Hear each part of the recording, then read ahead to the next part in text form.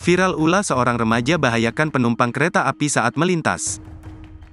Berdiri di sekitar rel, seorang remaja laki di wilayah Cikampek, Karawang, Jawa Barat lempari kereta api dengan batu saat melintas. Akibatnya batu yang dilemparkan oleh remaja tersebut mengenai gerbong kereta dan nyaris membahayakan penumpang.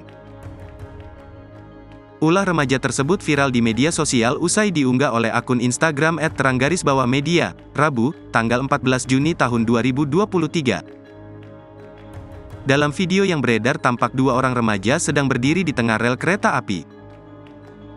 Tak berselang lama muncul kereta api dengan kecepatan cukup tinggi di bagian rel satunya lagi.